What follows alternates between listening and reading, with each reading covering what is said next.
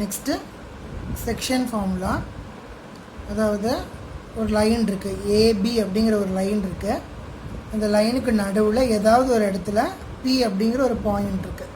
இப்போ இந்த பாயிண்ட் வந்து என்ன ரேஷியோவில் இந்த ஏபிங்கிற லைனை செப்பரேட் பண்ணுது, ஸ்ப்ளிட் பண்ணுது அப்படின்னு சொல்கிறது. இதை எப்படி கண்டுபிடிக்கிறதுனா, with help of section formula we can find. அப்போ இந்த பிங்கிறது ஒரு பாயிண்ட் தான். It will also have coordinate x and y.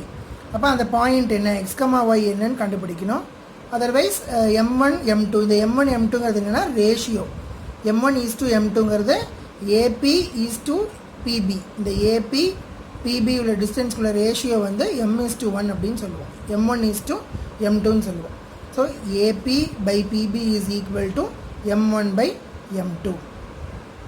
அப்போ இது வந்து இன்டர்னல் ரேஷியோன்னு சொல்லுவாங்க.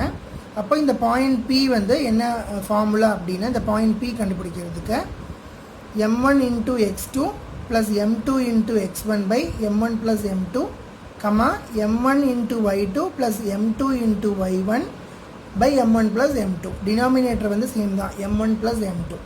நியூமினேட்டர் மட்டும் பாருங்கள், M1 into X2 plus M2 into X1. அதே மாதிரி இங்கே M1 into Y2 plus M2 into Y1. இது வந்து இந்த பாயிண்ட் Pயை கண்டுபிடிக்கிறதுக்குள்ள ஃபார்முலா. இதுக்கு பேர் செக்ஷன் ஃபார்முலான்னு பேர். இப்போ இந்த இது கண்டுபிடிக்கணும்னா நம்மளுக்கு கண்டிப்பாக இந்த ஏபிங்கிற ரெண்டு பாயிண்ட்ஸ் தெரிஞ்சிருக்கணும். M1 M2ஓட வேல்யூஸ் தெரிஞ்சிருக்கணும். தெரிஞ்சிருந்துச்சு அப்படின்னா நம்ம இந்த பாயிண்ட் Pயை வந்து வி கேன் ஃபைண்ட். அதர்வைஸ் இந்த ரெண்டு பாயிண்ட்டும் தெரியும், இந்த பாயிண்ட் Pயும் தெரியும் அப்படின்னா we can find M1 and M2, இந்த ரேஷியோ கண்டுபிடிக்க முடியும். அப்போது ஒன்றா இந்த ரெண்டு பாயிண்ட் தெரிஞ்சிருக்கணும், ரேஷியோ தெரிஞ்சிருந்துச்சுன்னா இந்த பாயிண்ட் கண்டுபிடிக்கலாம். இல்லாட்டி இந்த ரெண்டு பாயிண்ட்டும் இந்த பாயிண்ட்டும் தெரிஞ்சிச்சுன்னா we can find the ratio M1 is to M2 என்னென்னு கண்டுபிடிக்கலாம். நெக்ஸ்ட்டு மிட் பாயிண்ட் ஃபார்முலான்னு ஒன்று இருக்குது. அதாவது இந்த ratio M1 is to M2 வந்து 1/1 1:1 ரேஷியோவாக இருந்துச்சுன்னா இந்த பாயிண்ட் P வந்து எக்ஸாக்டாக ஏக்கும் பிக்கும் மிடில் இருக்கும், மிட் பாயிண்டில் இருக்கும்.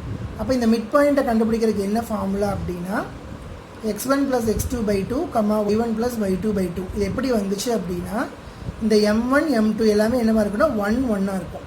இப்போ 1 1 அப்படிங்கும்போது 1 into x2 plus 1 into x1, x2 plus x1 by 1 plus 1 2. இப்போ x1 plus x2/2, y1 plus y2/2ன்னு வந்திருக்கும். மிட் பாயிண்ட் ஃபார்முலா இது. மிட் பாயிண்ட் ஃபார்முலா இது வந்து செக்ஷன் ஃபார்முலா.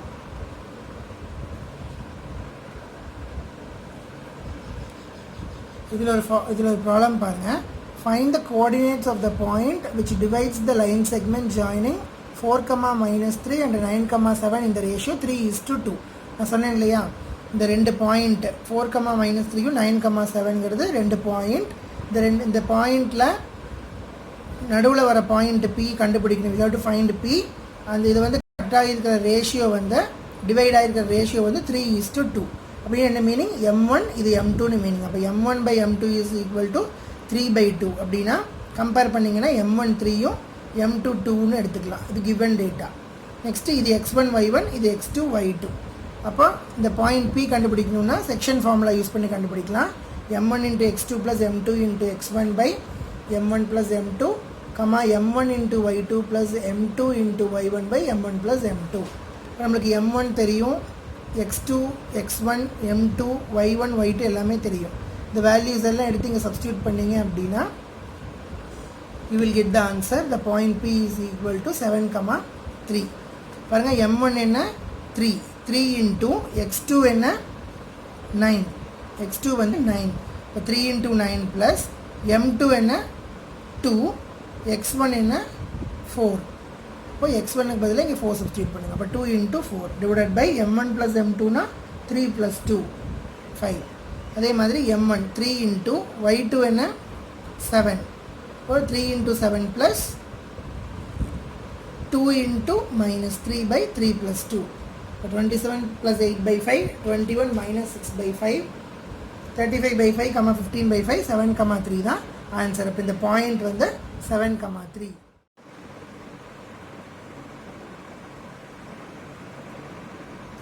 நெக்ஸ்ட் ப்ராப்ளம் பாருங்கள். In what ratio does the point 4, divide the line segment joining the points minus 6, 10 and 3, minus 8. அதாவது 6, minus 10, 6, minus 6, 10 3, minus 8 இந்த ரெண்டு பாயிண்ட்டை ஜாயின் பண்ணுற லைனை -4, 6 அப்படிங்கிற பாயிண்ட்டை என்ன ரேஷியோவில் டிவைட் பண்ணுதுன்னு கேட்குறாங்க. அப்போ ப்ரீவியஸ் ப்ராப்ளமில் இந்த ரேஷியோ கொடுத்துருந்தாங்க, இந்த பாயிண்ட் கேட்டாங்க. இந்த ப்ராப்ளமில் இந்த பாயிண்ட் கொடுத்துருக்காங்க, இந்த ரேஷியோ கேட்குறாங்க. அப்போ எதாக இருந்தாலும் we have to use the section formula. Section formula use பண்ணிங்க அப்படின்னா this point is equal to x1 x2 m1 minus x1 m2 by m1 plus m2 y2 m1 plus y1 m2 by m1 plus m2. இப்போ நம்மளுக்கு இந்த point தெரியும், x1 y1 x2 y2 தெரியாது. இதெல்லாம் substitute பண்ணோம் அப்படின்னா you will get like this -4, 6 is equal to 3m1 minus 6m2 by m1 plus m2, minus 8m1 plus 10m2 by m1 plus m2. இப்போ இந்த -4 வந்து இதுக்கு ஈக்குவல், இந்த 6 வந்து இதுக்கு ஈக்குவல். அப்போ ஏதாவது ஒன்று எடுத்து கம்பேர் பண்ணி ஈக்குவேட் பண்ணலாம். இப்போ -4 is equal to 3m1 minus 6m2 by m1 plus m2ன்னு எடுத்துக்கிட்டேன். இப்போ பார்த்தீங்க அப்படின்னா இதில் மல்டிப்ளை பண்ணிங்கன்னா -4m1 minus 4m2 is equal to 3m1 minus 6m2. இப்போ m1லாம் ஒரு சைடு, m2எல்லாம் another சைடு வச்சுக்கோங்க. இப்போ -4m1 minus 3m1 is equal to -6m2 plus 4m2. அதாவது -7m1 is equal to -2m2. m1 by m2 denominator கொண்டு வந்தீங்கன்னா -2 by 7 அப்படின்னு வரும். இப்போ m1 by m2 is equal to 2 by 7. That is 2:7. m1 is to m2 ஓட ratio வந்து 2:7. அப்போ 2:7 அப்படிங்கிற ரேஷியோவில் -4, 6 அப்படிங்கிற பாயிண்ட்டை இந்த லைன் செக்மெண்ட்டை டிவைட் பண்ணுது. Next problem, find the ratio in which y-axis divides the line segment joining the points 5, -6 and -1, -4. Also find the point of intersection. அதாவது y-axisனா என்ன, x கோஆர்டினேட் கண்டிப்பாக 0வாக இருக்கும் இல்லையா.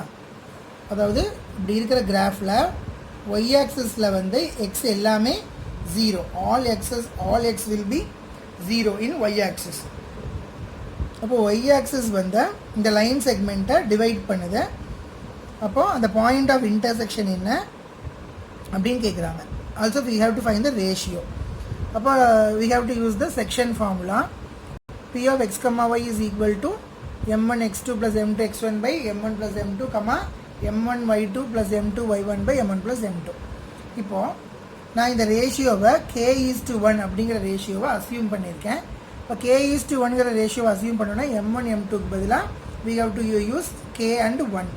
அப்போ m1க்கு k-வும் m2க்கு 1ம் சப்ஸ்டியூட் பண்ணிங்கன்னா you will get, see, m1னா k into -1 minus k plus m2 into x1 1 into 5 divided by k plus 1, -4k minus 6 by k plus 1. இது வந்து x, y அப்படிங்கிற பாயிண்ட். இப்போ நம்ம என்ன கண்டுபிடிக்கணும், இந்த x, yையும் கண்டுபிடிக்கணும், இந்த ரேஷியோவையும் கண்டுபிடிக்கணும். இப்போ இந்த x is equal to -k plus 5 by k plus 1. இப்போ நம்ம என்ன சொல்லியாச்சு, இந்த பாயிண்ட் ஆஃப் இன்டர்செக்ஷனில் x will be 0. ஏன்னா y-axis தான் வந்து கட் பண்ணுது. y-axis கட் பண்ணுச்சு அப்படின்னா x வந்து 0வாக இருக்கும். ஸோ இந்த x 0ன்னு சப்ஸ்டியூட் பண்ணோன்னா -k plus 5 by k plus 1 is equal to 0 அப்படின்னு சப்ஸ்டியூட் பண்ணுறோம். ஏன்னா இந்த x வந்து 0, y-axis கட் பண்ணுறதுனால x கோஆர்டினேட் வந்து 0. ஸோ இந்த 0ன்னு சப்ஸ்டியூட் பண்ணிங்கன்னா இந்த k plus 1 இந்த பக்கம் போச்சுன்னா அதுவும் 0 ஆயிரும். -k plus 5 is equal to 0. So k is equal to 5.